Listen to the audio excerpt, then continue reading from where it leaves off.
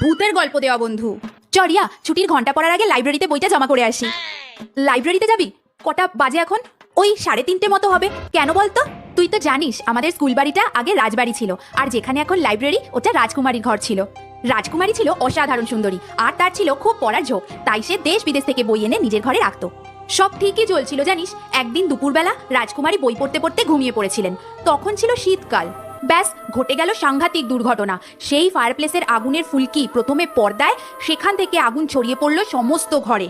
সবাই অনেক চেষ্টা করেছিল, কিন্তু আগুন নেভানো যায়নি, আর সেই আগুনে রাজকুমারী জ্বলে পুড়ে শেষ হয়ে যায়। কিন্তু বই পড়ার ইচ্ছা ওনার আজও যায়নি জানিস। রোজ দুপুরবেলা 3-3:30 নাগাদ ওনাকে লাইব্রেরিতে ঘুরতে দেখা যায়। আধপোড়া শরীরটা নিয়ে না উনি সমস্ত লাইব্রেরিতে ঘুরে ঘুরে এখনো বই পড়েন। কি সাংঘাতিক আর খুব মর্মান্তিকও, তাই না বল?